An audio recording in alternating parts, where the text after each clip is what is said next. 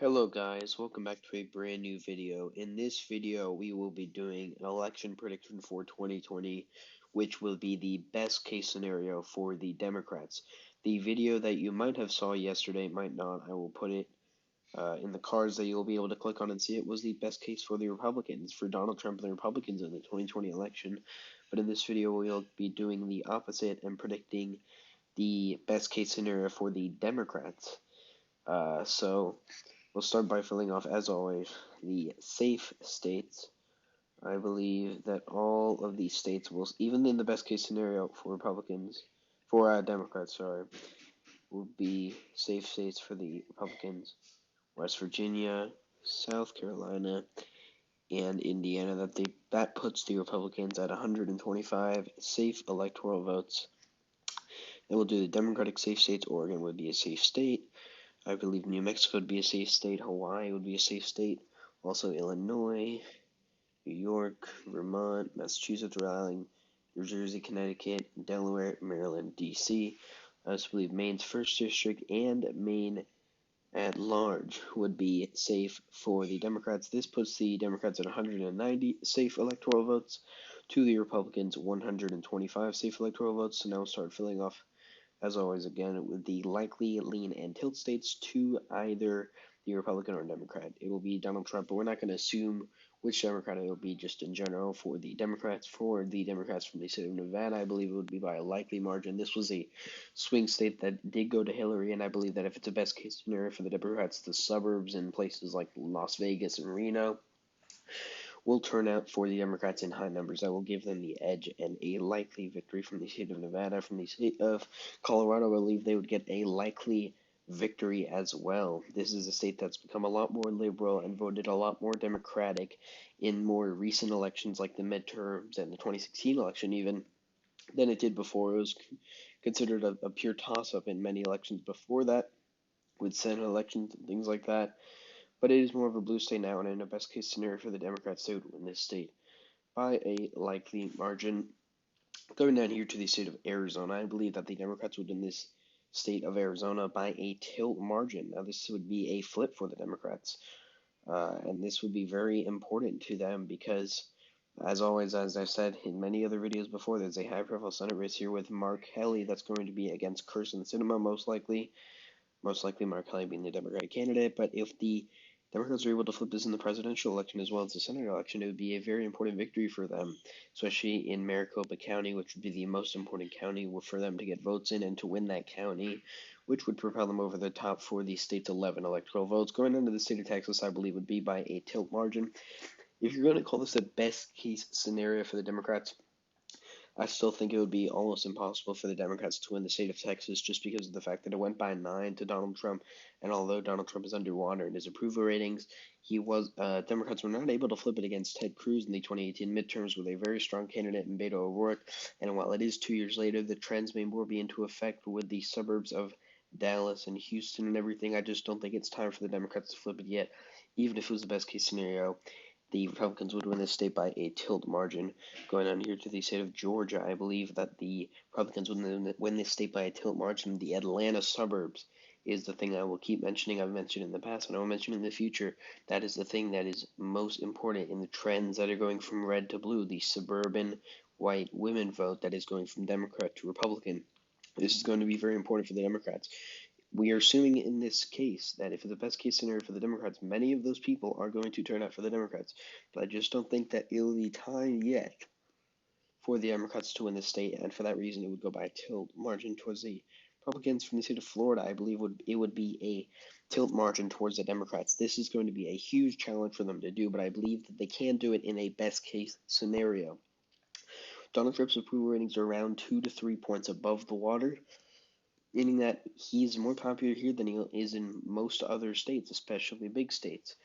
They flipped a Senate seat here with Bill Nelson's seat for the Democrat incumbent being flipped to Rick Scott, the former governor, as well as Ron DeSantis beating Andrew Gillum for the governor's race. I think it's going to be very difficult for Donald Trump to lose this in the presidential race, but I think that at the end of the day, when it's all said and done, in a best case scenario for the Democrats, Florida would flip blue. From the state of North Carolina, I believe would go by a tilt margin to the Republicans, Donald Trump.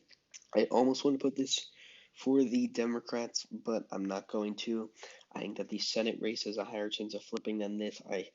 I'm almost going to put this as a pure toss-up, but I think that even in the best case scenario for the Democrats, not many North Carolina voters would flip towards the Democratic side and vote Democratic. It was they go Hillary Clinton to Donald Trump by 5 points against Hillary Clinton, but I just don't think in the best case scenario it would go for the Democrats, although it would be a tilt margin.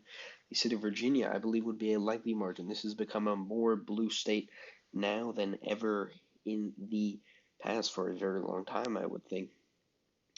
And this state, in the best case scenario, the establishment Democrats would turn them at very high rates, which would give them a large margin of victory from the state. For me, Maine's second district, I would believe they would win it by a lean margin. This was a flip in the 2018 midterms, and if we're assuming this is a blue wave year again, effectively, they would be able to win Maine's second district as they did under both terms under Obama and as they did in the 2018 midterms, flipping the seat blue. So this would be a very important flip for them. It would show you that the Democrats are going to do well that night. Going to another northeastern state, the sister state of Vermont, it is the state of New Hampshire, which I believe would go by a lean margin. This went to Obama by very large margins in both 2008 and 2012, but I believe that if it is a best case scenario, it was a very close election in the 2016 election, and I believe that they have two Democratic senators, two Democratic congressmen, and this state in a best case scenario would easily go to them by a lean, maybe even a likely margin.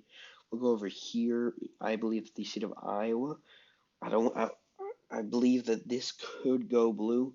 If you put this blue, you might want to put North Carolina blue. But I'm going to put Iowa blue and North Carolina red. It did go to Obama both times, whereas North Carolina didn't. The majority of the districts in Iowa, I think maybe out of four of them, I think 3 out of 4, yeah, except for Steve King's seat in Iowa's first district, 3 out of 4 of them are Democratic districts. Many of them, I think 2 of them were flips in the 2018 midterms, and if you're assuming that you're going to have a replica of that wave year the Democrats had in 2018, the Democrats, I think, would win the state of Iowa in 6 out of 12 votes from the state of Nebraska's second district, so I just mentioned second. By getting to this, I believe it would go by a tilt margin. Hasn't been won since by a Democrat since Obama won in 2008. Not much I'm going to talk about this other than that it'd be closer than it has been in a very long time. Going up to the state of Minnesota, I believe, would be by a likely margin, similar to how Virginia went. It was considered a very good state for Hillary Clinton to win, although she did not win it by much.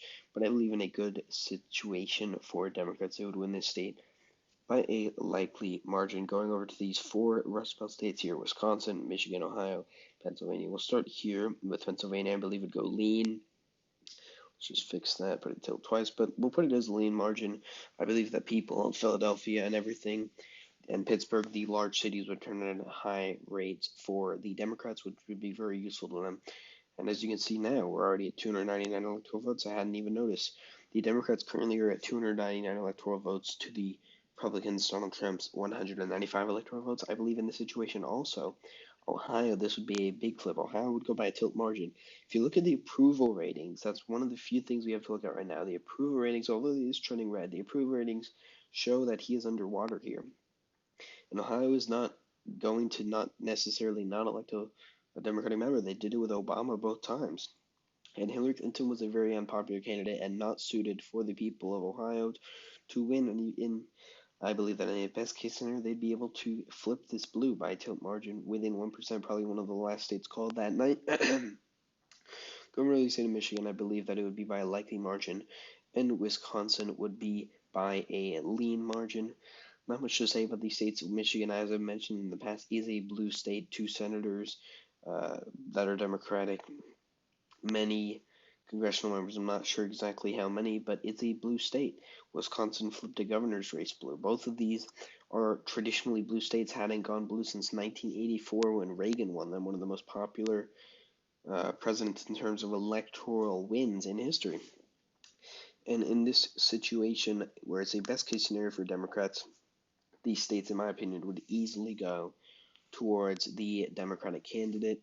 And so that puts our total at 343 electoral votes for the Democratic candidate, the challenger versus the incumbent, Donald Trump. You could even give states like North Carolina and Georgia and possibly even Texas. But if you're looking at the trends, especially further into the future, they're not looking too good for the Republicans. And comparing it to my last video, the Republicans didn't get as many electoral votes if it was a perfect year for them as the Democrats would get here now, which is 343. So I hope you all enjoyed this video. Please like and subscribe as always, and I will see you guys next time.